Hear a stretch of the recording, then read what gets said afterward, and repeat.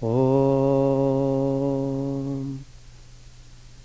Stapakaya ca dharmasya sarvadharmasvarupine Stapakaya ca dharmasya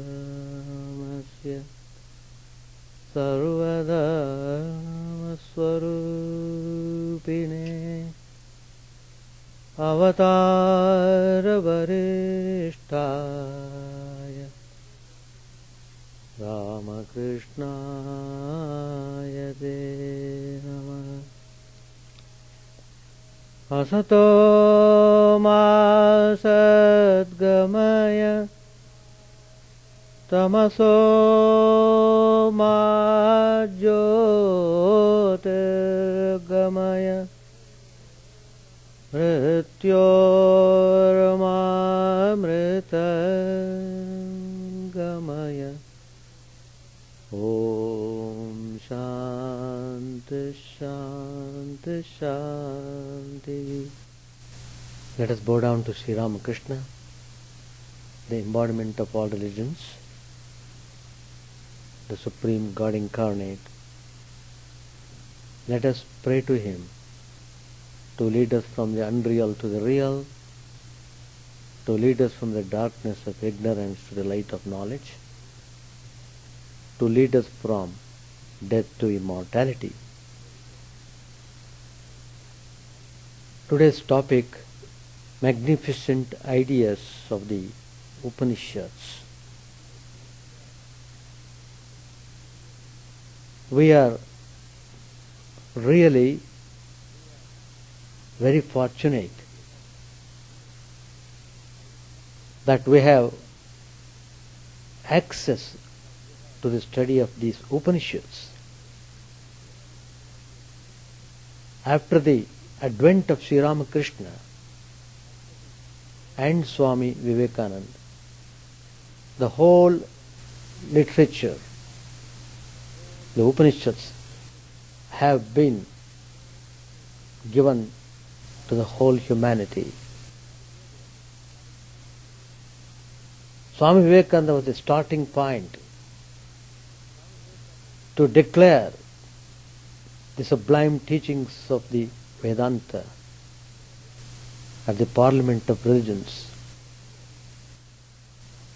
He gave the clear picture of these Vedic scriptures, how they are very sublime and how they help us to rise from our state of suffering, from the state of bondage, to rise up. So Upanishads are the great hope for us to reformat ourselves. We are not lost in this world. We are in this world to rise up, not to get lost. In order to rise oneself, one has to come to this world. So this world is the stage for a person to become spiritual, for a person to rise from manliness to divinity, to rise from humanness to divine quality. This is the stage. In fact, it is said even the gods in heavens, they love to be born in this world because it's only here one can think of getting liberation, getting freedom. Freedom means enjoying immense peace and immense joy. No more suffering. So that you get only through the study of the Upanishads and then applying these teachings in our daily life. Wherever you may be, Vedanta is universal. It is not based on any particular religion.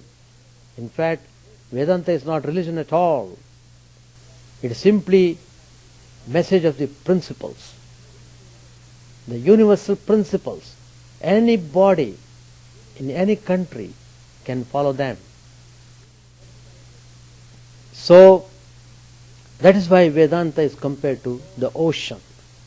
All the religions of this world are compared to rivers. They all come and join in the ocean.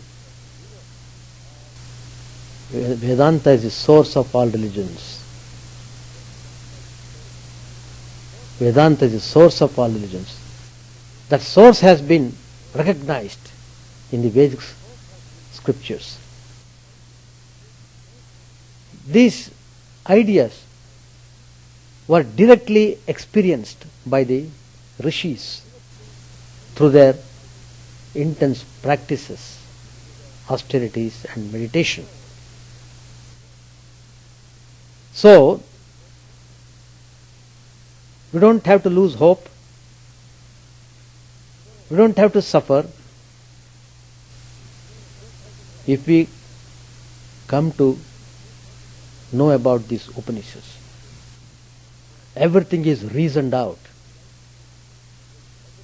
There is no blind faith in it. In fact, the basis for studying the Upanishads is reasoning.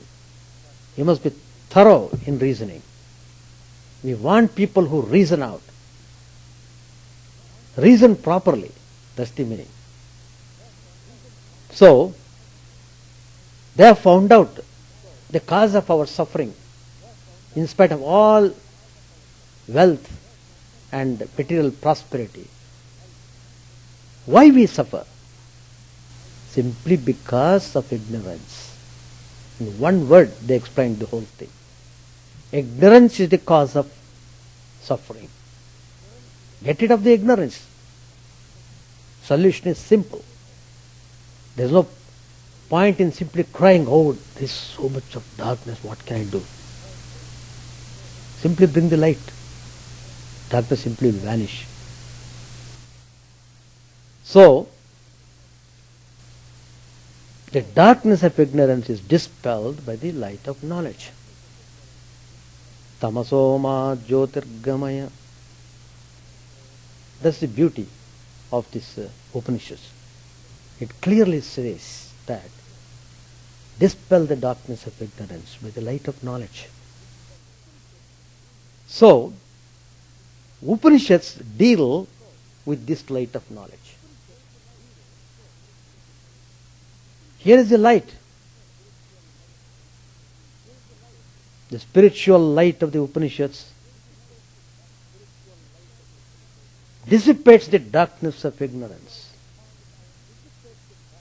It destroys the false identification of the self with the body, mind, and establishes him in his true spiritual identity. Because we have lost that spiritual identity, we are suffering and suffering. Even if you are put in heavens, you will suffer. I tell you. Unless you open up yourself, unless you know your true nature, you are bound to suffer in one way or other. So the Upanishads say very clearly, when one realizes one's true nature, then one is totally free from all sorrows and establishes himself in bliss. Bliss is very choicest word to express the infinite joy. Infinite joy. There is no end to the joy. Unity of all existence is a fundamental teaching of the Upanishads. Unity. There is unity behind this diversity.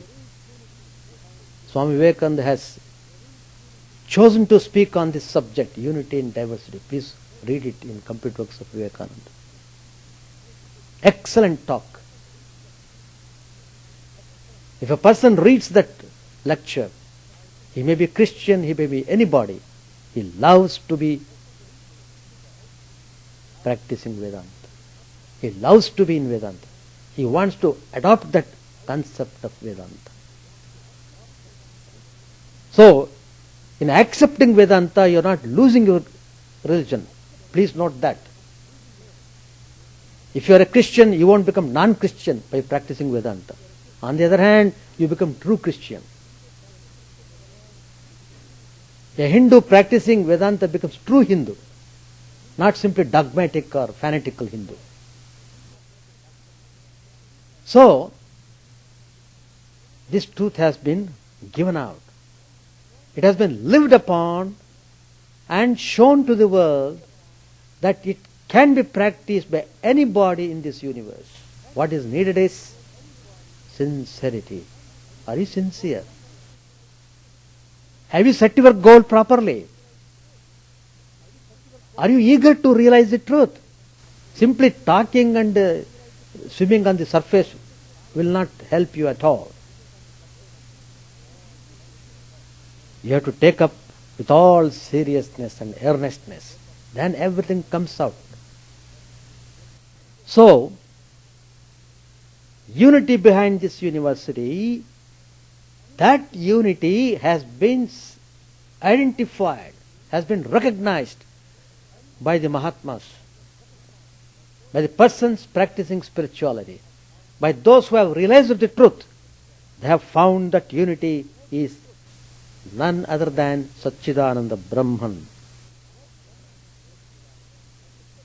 The word Brahman, that itself is very significant. It has got tremendous value. It means it is neither man nor woman nor anything. It has no gender. That's why it's called Brahman. The creator of the universe is Brahma. That is different. So we distinguish it as Chaturmukha Brahma. The creator, Brahma, has got 4 hands. But Parabrahman is not that. Parabrahman is beyond all these forms and formlessness. He is the source of everything. He is always there. He will be always there. He was in past. He is in present. He will be in future. He is present all the times. Out of him, this diversity has come in him. It rests. By him it is instilled and contained, and in him it dissolves. In every operation, in every activity, Brahman is there. Even the whole universe may be dissolved, Brahman is there. The whole universe is created, Brahman is there. So this point we should remember. So when Brahman is ever present, that is a tremendous hope for everyone. Truth is there. Realize it. That's what Upanishad says. So if you study Swami Vivekananda, all his teachings are from Upanishads. He gave the teachings of the Upanishads to the whole world in his address at the Parliament of Religions that thrilled the distinguished gatherings. It was the first time that the participants at the Parliament, who represented all religions of the world, tasted the nectar of the Upanishads. For the first time they are tasting the nectar.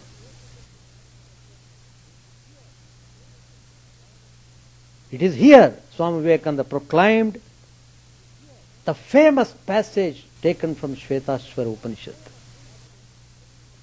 which tells, Shrinvantu Vishve Amritasya Putraha Aye Dhamani Divyani Tastuhu. Swamiji quoted this at the Parliament. Any living being should be thrilled by hearing this. And Swamiji, of that great purity of heart, who really meant what he said. Whatever he says, he means by those words. When he said, "Dear sisters and brothers of America," it is really so. It is not artificial word. He did not simply coin those words to praise them. No. Because he was seeing divinity in and through everyone. Those words came spontaneously. That's why the whole parliament was thrilled. And Swamiji says, "Ye children of immortal bliss, ye that reside, even ye that reside in higher spheres." That's the meaning of Shrinvantu Vishve, Amritasya Putra. From the same Upanishads, Swami Vivekananda quotes another passage. Vedaham etam purusham mahantam adityavarnam tamasah parastat tameva vidva atimrutyumeti tameva vidva atimrutyumeti nanya pantha vidyate yanaya. I have found that ancient one who is beyond all darkness, all delusion. Knowing him alone, you shall be saved from death over and over again. If you know the secret of death, you are no more afraid of death. And the significant word, Amritasya Putraha, children of immortal bliss. Where is the question of suffering?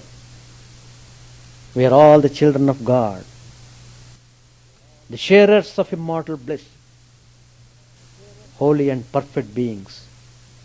This message has a tremendous significance. So it means that never condemn yourself as sinner. Never feel that you are helpless and hopeless and depressed. Our inherent nature is divinity and bliss. Even the most wicked man has that divinity. The spark of divinity is there. One has to rekindle it. One has to get awakening. Then he will be a transformed person. A sinner can be totally transformed into a saint. That's the hope the Upanishads give. If this hope was not there, the sinner would be condemned as sinner and he would be suffering perpetually. So, it means that everyone has got that inherent state. We must strive to develop our dormant spiritual dimension. There is tremendous hope and inspiration. Because of ignorance, because of our foolishness, we have reduced ourselves to this state of suffering and bondage.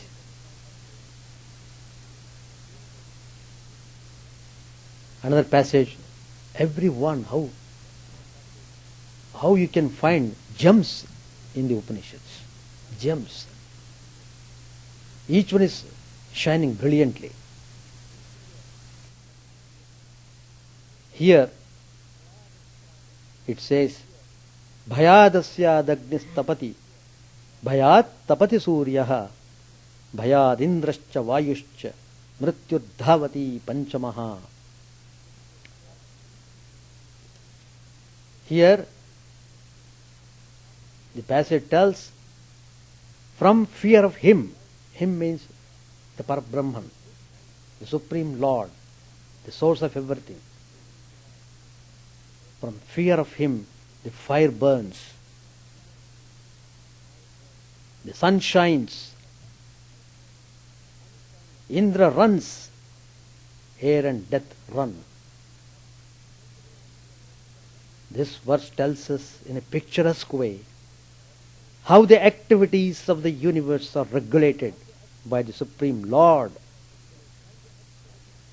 The Vedas proclaim not a dreadful combination of unforgiving laws, not an endless prison of cause and effect, but that at the head of all these laws, in and through every particle of matter and force, stands one by whose command the wind blows, the fire burns, the clouds rain, and death stalks upon the earth. All the activities are going on. The whole world is moving on account of the will of the Supreme Lord of the creation. Another Upanishad says, Vidyate hridaya grantihi chidyante sarva samshayaha kshiyante chasya karmani tasmin drishte paravare. When the self, which is both high and low, is realized, the knot of the heart gets untied, all doubts become solved, and all one's actions become dissipated. Explaining this verse, Swami Vivekananda says, bondage can fall off through the mercy of God. This mercy comes on the pure, and so purity is the condition of His mercy. Purity. Unless you live a pure, ethical and moral life, you can't recognize the mercy of God. And God's mercy will flow only on those who are pure at heart, who follow that character. How does that mercy act? He reveals Himself to the pure heart. The pure and stainless see God, even in this life. Sri Ramakrishna did see God in his own life. Swami Vivekananda was asking Sri Ramakrishna whether he also could see God. And Sri Ramakrishna also tells everybody can see God. Shankaracharya says one should get that ecstatic state while living. That's the beauty. That's the meaning of Jivan Mukti. Trying to realize the truth when you are alive in this mortal frame. Then and then only all the crookedness of the heart is made straight. Then all doubt ceases. He is no more the freak of a terrible law of causation. He is just released from the law of cause and effect. The person who has realized the truth will be released from the law of causation. Another tenet of Vedanta is that man is to become divine by realizing the divine. Nothing short of this. Again, Swami Vivekananda told the parliament, idols or temples or churches or books are only the supporters. They are only supports, the helps of man's spiritual childhood. But on and on he must progress. He must not stop anywhere. The Vedas have pointed out external worship, material worship is the stage of beginning. Struggling to rise high. Mental prayer is the next stage. But the highest stage is when the Lord has been realized. The scriptures say external worship is the first attitude. You must start with that. It's a kind of preparation for you to rise to the spiritual level. It prepares you. Singing hymns in praise, remembering and repeating Lord's name is higher than the previous attitude. The attitude of reflection, contemplation, meditation is the midway attitude. Realizing Brahman as reality is the highest attitude. So what Swamiji is trying to tell is that don't stop and proclaim yourself as a great saint. Never do that. There is still yet to be done. You have to realize the highest reality. Till then, don't feel satisfied. Another passage, I'm just taking passages at random from the Upanishads just to give an idea how they are all tremendously inspiring. In Kathopanishad, it tells, Atmanam Rathinam Vidhi, Shariram Rathamevatu, Buddhin tu Sarathim Vidhi, Manaha Pragrahamevacha. Very beautiful passage. The soul is the master of the chariot. He is sitting in the chariot. The body is the chariot. Intellect is the charioteer and the mind is the reins. The senses are the horses and the roads are the sense objects. Everything is nicely explained through this simile. If a person is with unrestrained mind and devoid of right understanding, his senses become uncontrollable like the wicked horses of a charioteer. But if one is always restrained mind and has right understanding, his senses are controllable like the good horses of a charioteer. So, each individual being is given this chariot to ride, to reach the destination of the abode of God. That is, your true nature of the self. It depends upon how you ride the chariot. So the whole philosophy has been given in this beautiful verse. Control the senses, restrain the mind, then enjoy the life immensely. Then only you will experience the real bliss. Then only you will understand the meaning of the freedom.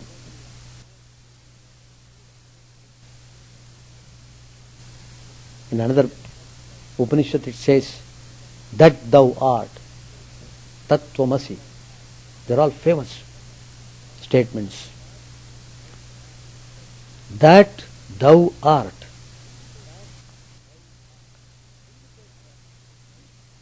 It indicates that the jiva, the embodied being, has an immutable consciousness. He is one with Brahman, unrelated to the phenomenon. All qualities which are ascribed to thou and that are mere appearances and hence false. Just as the non-attached, non-dual akasha, space, appears as attached and different due to limiting adjuncts, upadhi, in the same way, the non-attached and non-dual Brahman appears God, the individual soul, and the world. Due to avidya, which acts as an upadhi, limiting adjunct. Just as in deep sleep, there is no awareness of myself as existent or as a particular person bearing a particular name and belonging to a particular community, etc. In the same manner, in the state of tattva jnana, that is in the state of the oneness with Brahman, there is no feeling of duality. Liberation is nothing but the realization of one's own nature as Brahman. Just as snake knowledge is destroyed by the knowledge of the rope as the rope, in the same manner, the jivahood of the jiva disappears as soon as the knowledge of the self as Brahman is acquired. Non-duality is a metaphysical truth. Diversity and difference are only illusions. The Atman alone is real.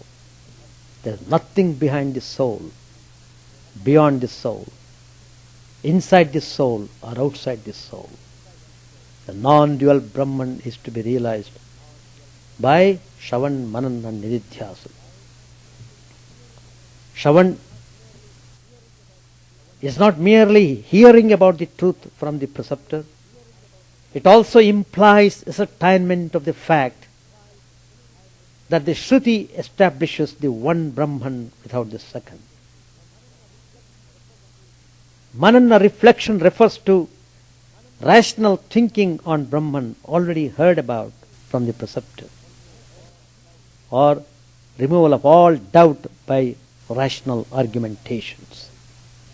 Nididhyasana is constant musing on Brahman as Satchidananda. This is followed by Savikalpa and Nirvikalpa states of knowledge. The cognition of the proposition that thou art is indeterminate in character. There is simply the oneness of the individual self and Brahman. The pure consciousness itself is the object. That is, the subject itself becomes the object. This knowledge is therefore non-relational, and in it there is a complete wiping out of all distinctions and differences. The feeling of duality and difference is a product of avidya or ignorance. Hence the knowledge of non-dual reality removes it forever. Why the man of realization loves everyone? Because he sees his own self in everybody. So he loves. To love is his real nature. When a person realizes the inherent worthlessness of all objects of enjoyments and becomes tired of all external and internal pleasures, that he undertakes seriously an inquiry about the nature of the eternal and about the abiding source of peace and tranquility in life. When he realizes that the changeable is painful and that the immutable alone is peace, he becomes extremely eager to know the truth, which is nothing but his own true being. Thus the aspirant starts tattva abhyasa or yoga abhyasa in a spirit of earnestness. He receives scriptural instructions from the teacher with a desire to attain the highest good.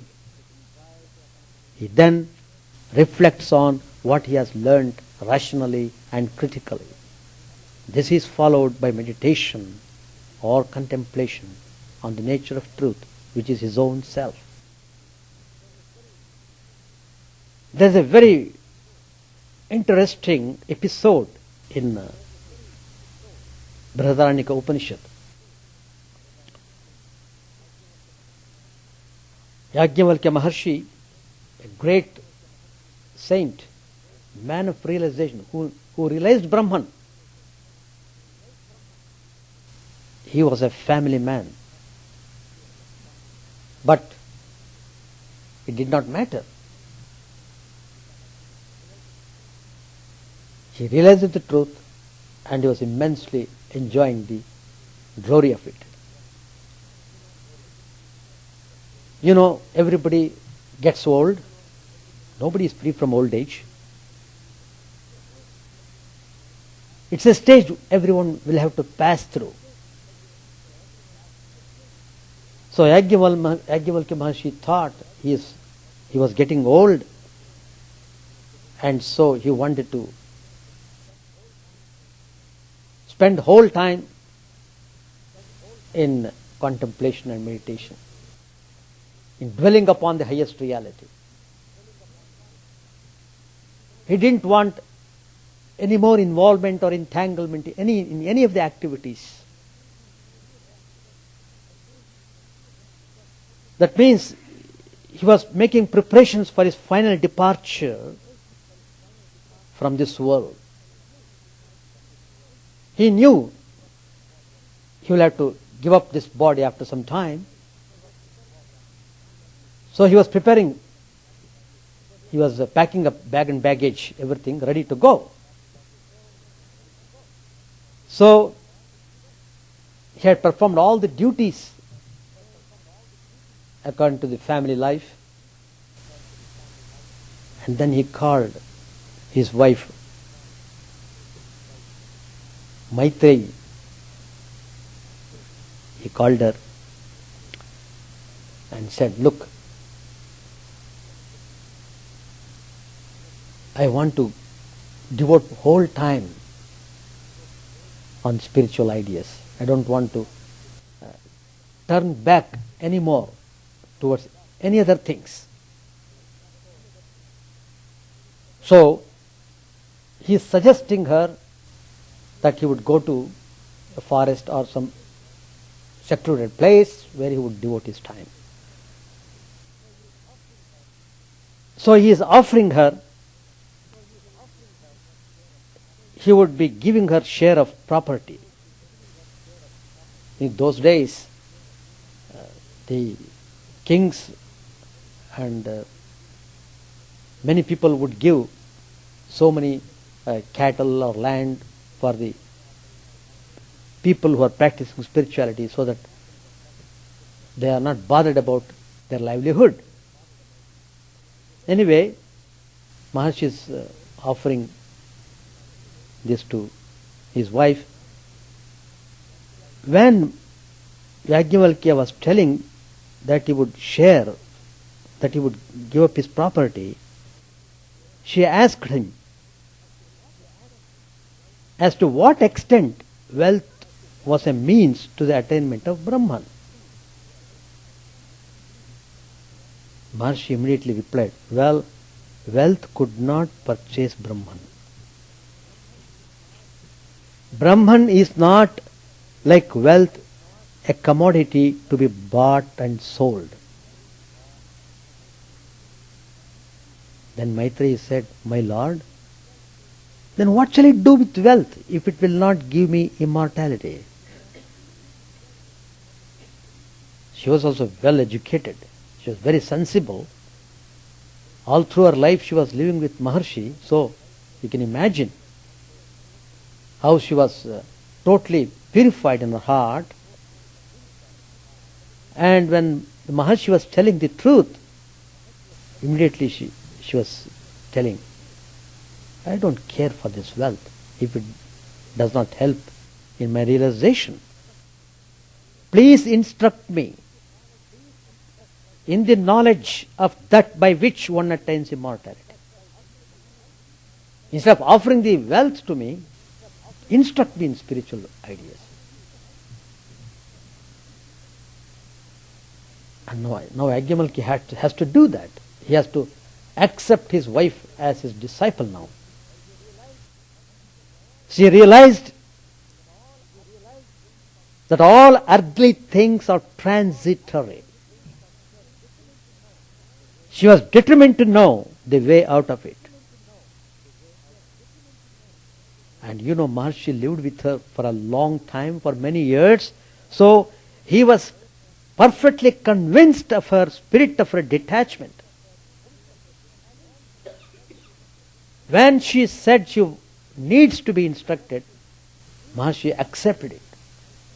Here is a person who is well qualified to receive the instructions. Here also I have seen many times people come and immediately ask, "Oh Swami, they want initiation."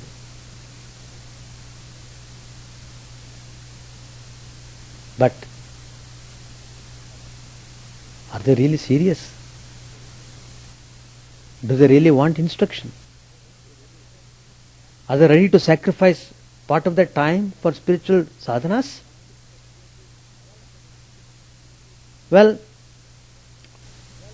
that's the question everybody should try to know. Then Maharshi was convinced about her quality of heart. He began to instruct her with spiritual ideas. All these things are in Brihadaranyaka Upanishad, beautifully explained in Sanskrit. Tremendous. He said, we are just translating it to English, in a very diluted form I am giving you. If you read the original, you will enjoy the beauty of it to the maximum. He said to her, whatever is dear to us, whether it be the relation of parent and children, or the conjugal relation of husband and wife, all that is dear to us, not for its own sake, but for the sake of the Atman. You are loving an object because of the presence of the Atman. If the Atman is not there, instead of loving it, you are running away from that. You will be terrified to see. Nobody loves the dead body. What we love is the Atman in them. We cannot give half of our heart to the world and the other half to Brahman. It's very important. For that is as impossible as having half a hen for laying eggs and the other half to be dressed for dinner. Very nicely it tells. To us the Atman is the dearest of all, and all other bonds of affection should, by a natural law of self-transcendence, leads us to the Supreme Being, for whose sake all those are dear to us. Maitreyi came to realize that everything in the world is limited, liable to be destroyed, and is insignificant. Whatever object of love there is in this world or in the world to come is not an end in itself. It is only a means to that pure love by which one attains immortality. The Atman is not one more object in the list of finalities. It is not to be acquired like other objects. It permeates all. It can be attained only by surrendering ourselves to it. It is only then that we realize that everything in the world is only a partial manifestation of that great love which is indivisible, is one, eternal and great. That's why the supreme goal of life, the love of the Atman, is to be attained by a gradual process in and through the other bonds of life. When rightly comprehended, every hindrance becomes a help and a means of self-realization.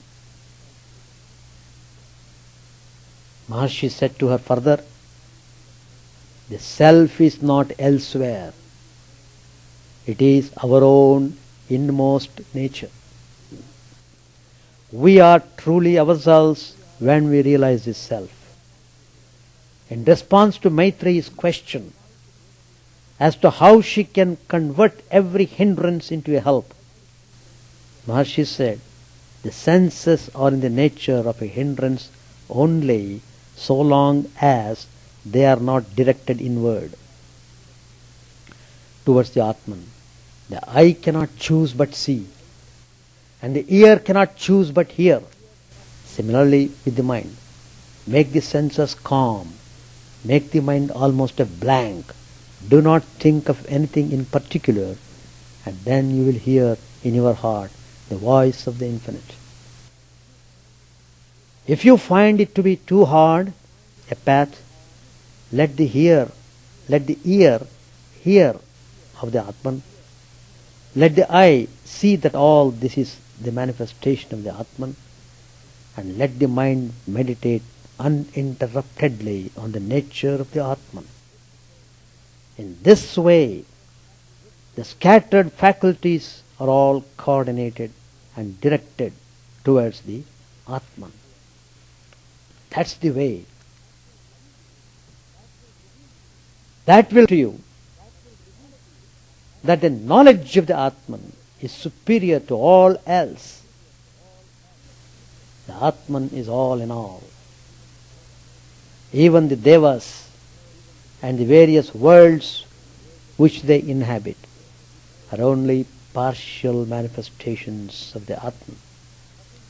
There is nothing in this world but the Self, the Atman. Sarvam Khalvidam Brahma. The whole thing is nothing but Brahman. In order to bring home to her the universal nature of Brahman as the Atman of us all, Maharshi said, whoever thinks Brahman as other than the Atman does not realize fully either the nature of the Atman or Brahman. For it is Brahman alone that has become all this. And Maharshi gives an example. All musical notations, whether they be played or felt during waking or dreaming, is none other than consciousness. And consciousness is Atman, the Self. Even the four Vedas are no more than the breath of the Self. To the Brahmavid, every aspect of nature becomes a simile of the unseen reality of things. He sees worlds on worlds rolling over like sparks from the anvil of the eternal. He sees again that man's life is like water. From heaven it comes and to heaven it goes.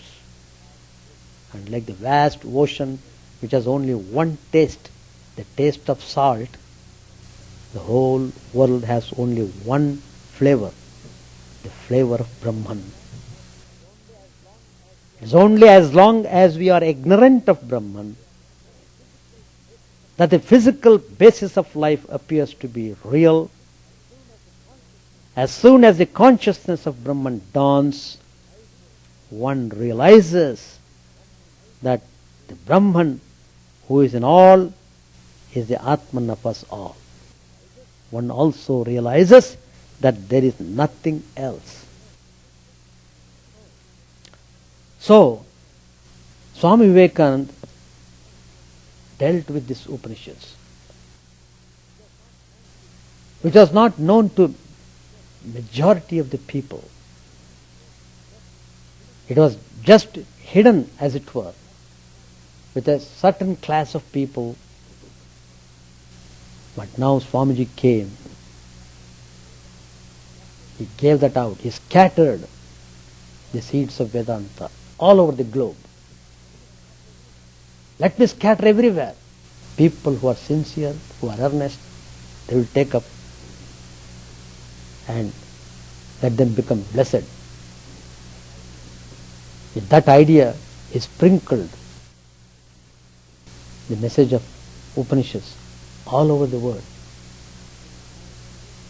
Even now people who are really seeking spirituality are coming to Vedanta more and more seriously and more earnestly.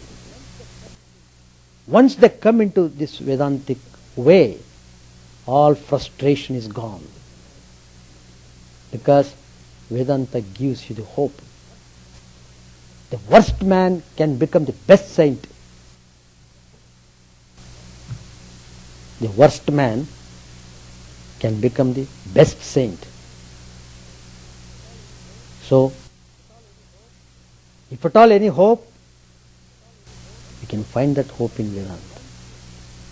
Once you have an access into it, then everything will come step by step.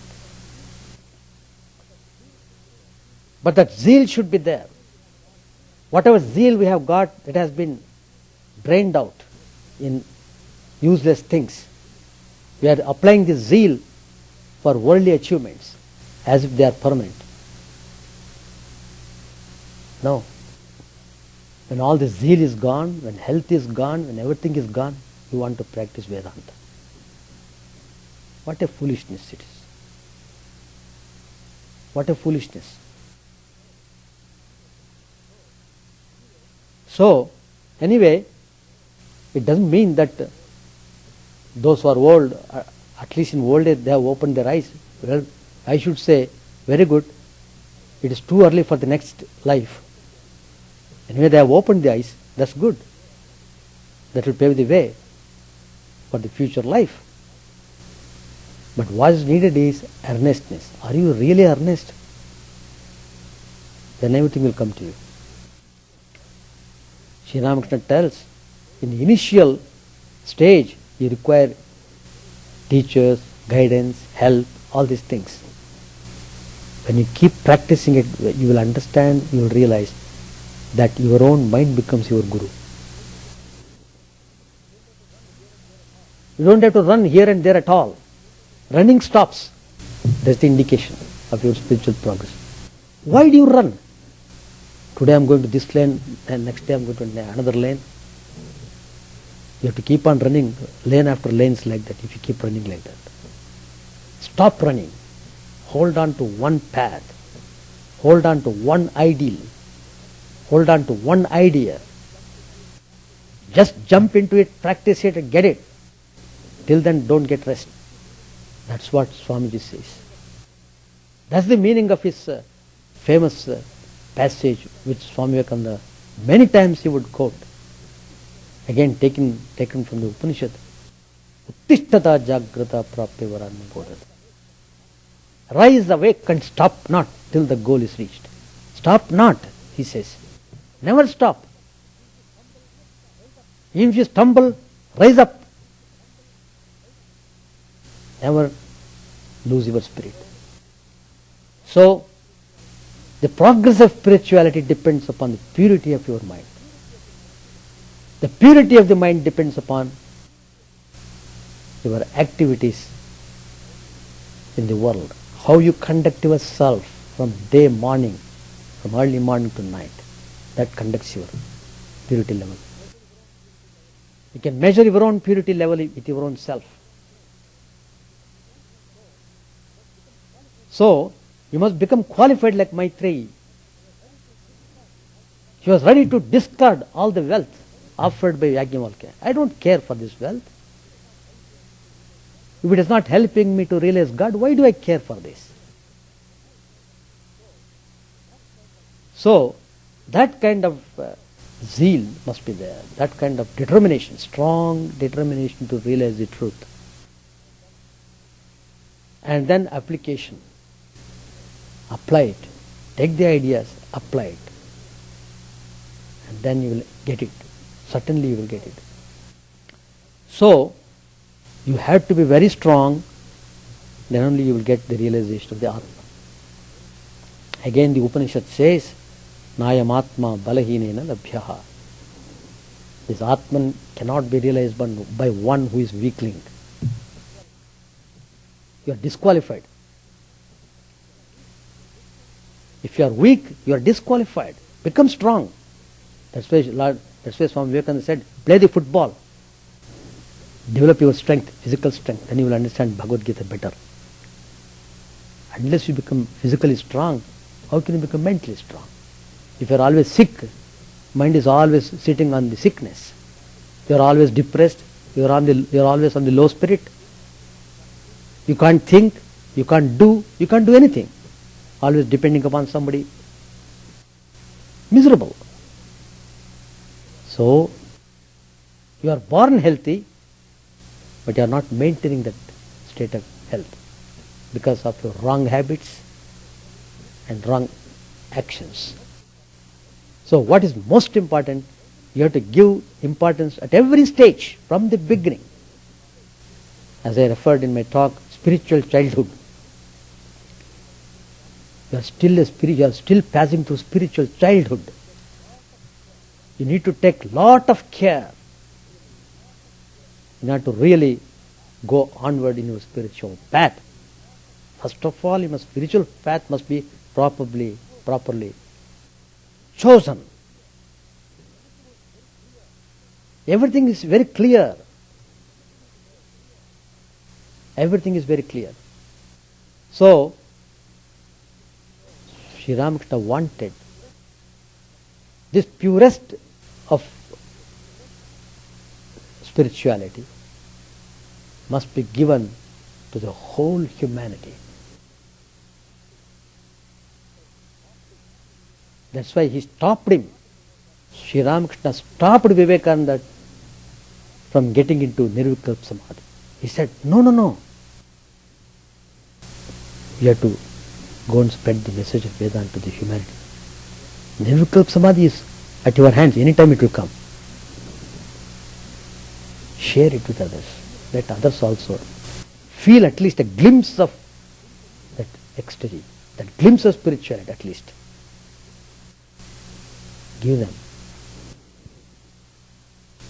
So, that is the beauty of Sri Ramakrishna, Swami Vivekananda literature. Through them, Vedanta is accessible to everyone in this creation. Anybody, just you are sincere is enough. Will admit you into Vedanta. You must be sincere, that's important. Without sincerity, Vedanta, you can't hold on Vedanta.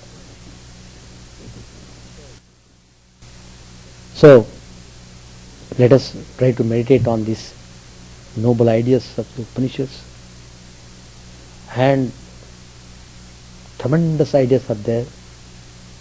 Read them nicely, practice them, establish peace and harmony in the home, have good relationship, have good association, be in constant touch with the spiritual ideas, then your life becomes blessed.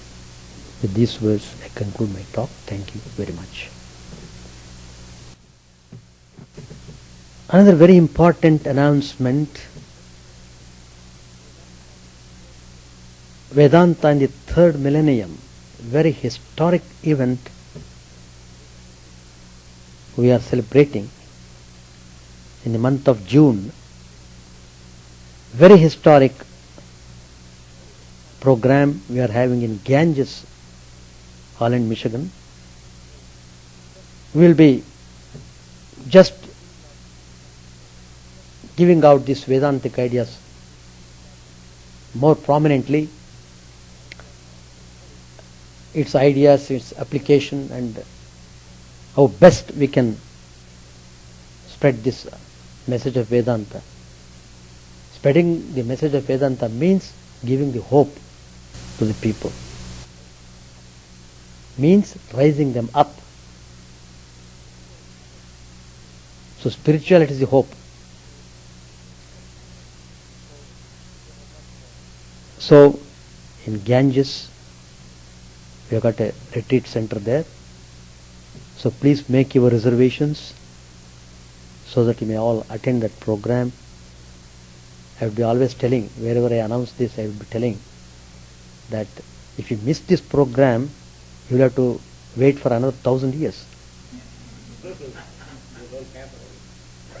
And because millennium comes only once.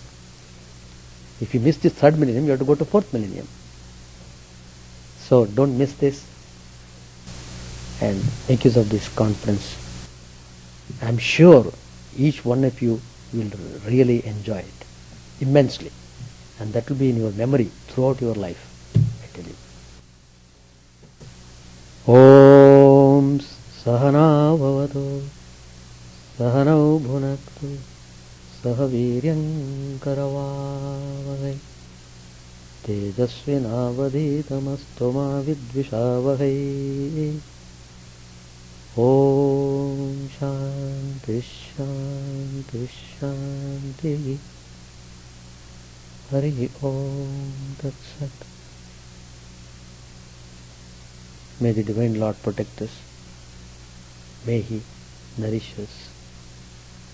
May our knowledge be enlightening and fruitful. May we not hate each other. Peace, peace, peace be unto all.